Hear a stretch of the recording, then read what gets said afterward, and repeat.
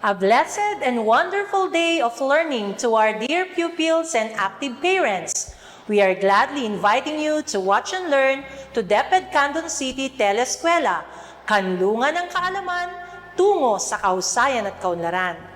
This is Teacher Christine, bringing you the third episode of Technology and Livelihood Education, focusing on agriculture for grade 6, with the topic, Conducting a survey to identify types of orchard farms.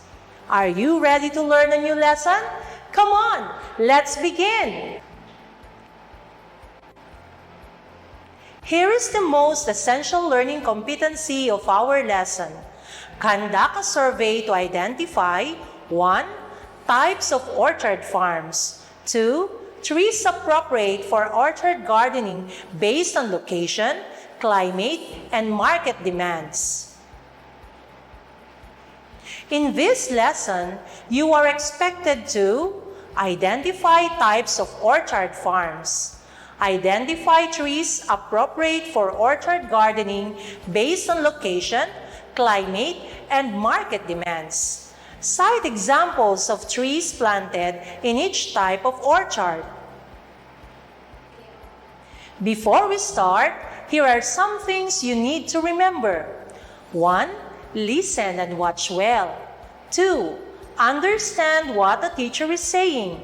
And 3. Prepare paper and pen that can be used to record important concepts of our lesson and to answer the exercises.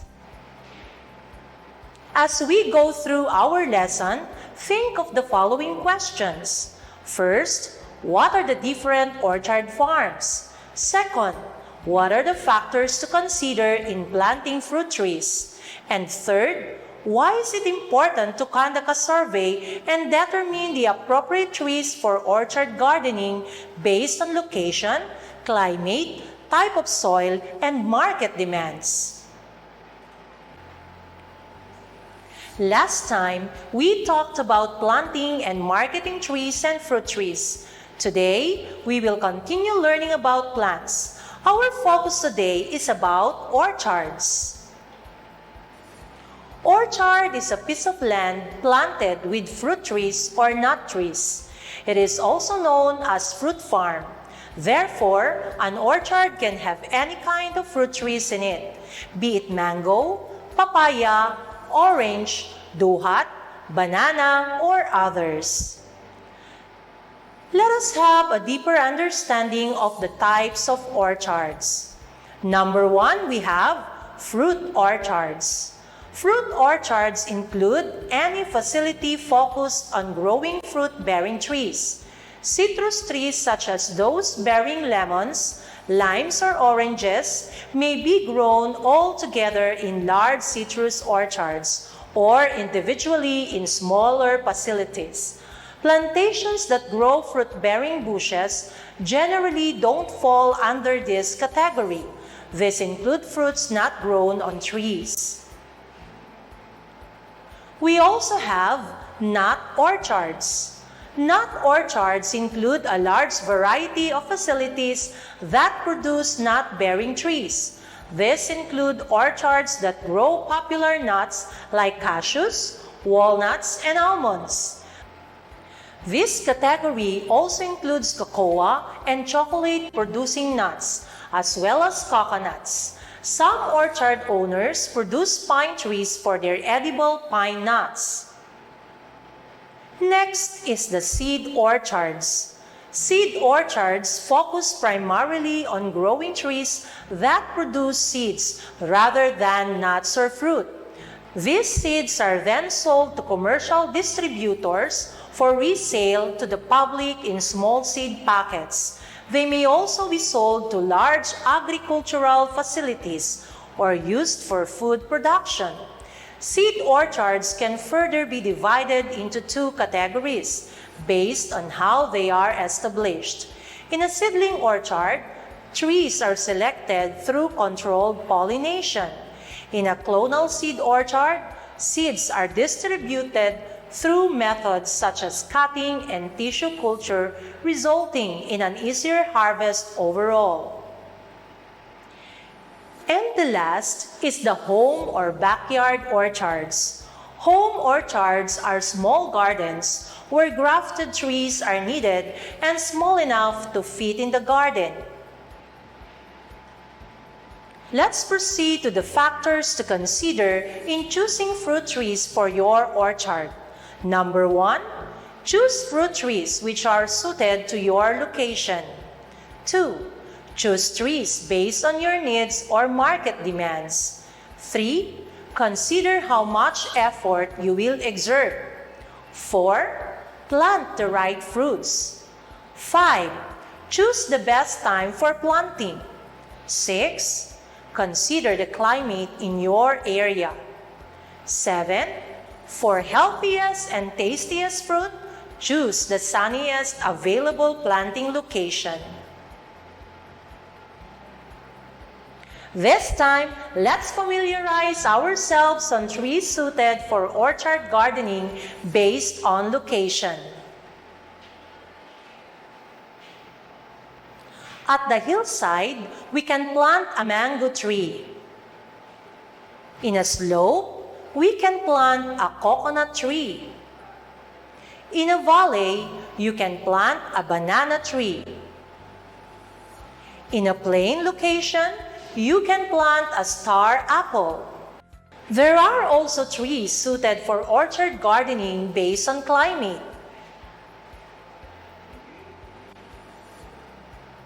In an elevated or cold, you can plant chico. Another is, in a low or warm, you can plant a guava tree. In a dry season, which happens in the months of December to May, we can plant a dragon fruit. While in a wet season, which happens during the months of June to November, we can plant an atis.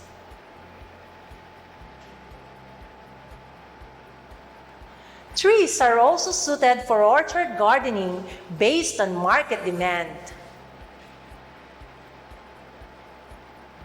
In a year-round, we can plant a papaya. While in seasonal, we can plant santol.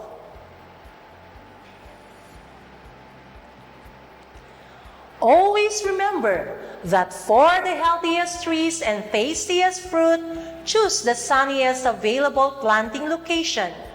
Choosing the best time for planting can be a key to success. Now, children, you are already familiar with the types of orchards. Let us see if you have understood our lesson by answering these exercises. Get ready with your pen and paper, and remember, you're only given 5 seconds to answer each number. This is what you are going to do.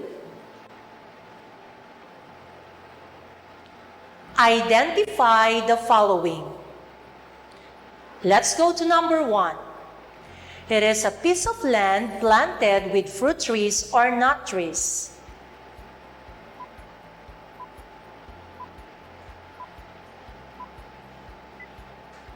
The correct answer is orchard. Did you get the correct answer? Very good. Let's go to the second question. It is an orchard that includes any facility focused on growing fruit-bearing trees.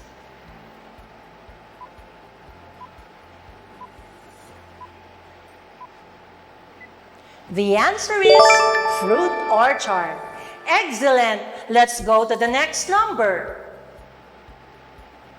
It includes a large variety of facilities that produce nut-bearing trees.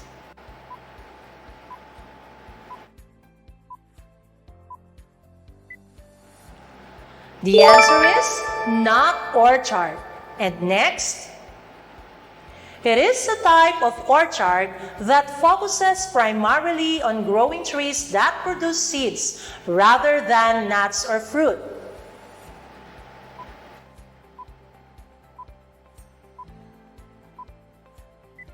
The answer is seed orchard. Very good.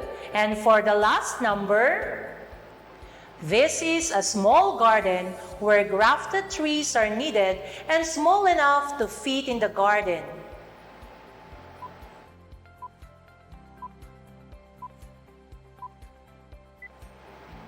You're right. The answer is home orchard.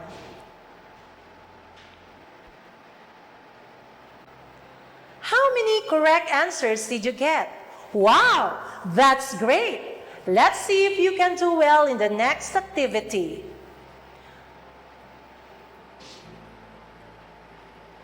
For our second activity, write fact if the statement is correct and write bluff if it is incorrect. Let's go to number 1.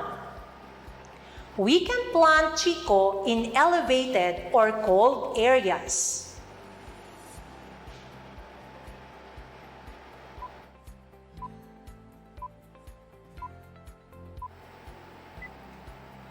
The answer is, it is a fact. Let us have the second question. It is important to consider market demands in planting fruit trees.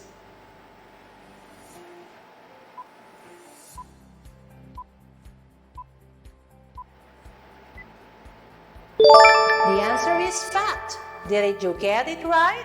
Let's proceed to the next number. We can plant fruit trees at any season.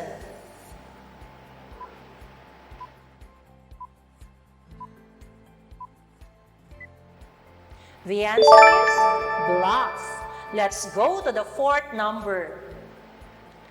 Durian is planted on a summer season.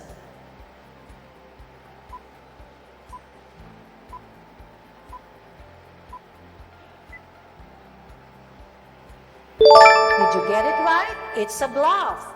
And for the last number, citrus trees are grown in fruit orchards.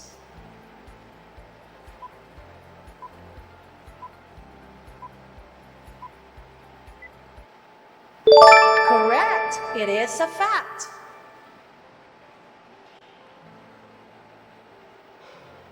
And this is where our lesson ends. I hope you have learned a lot. If you want to go over our lesson, you may visit our references.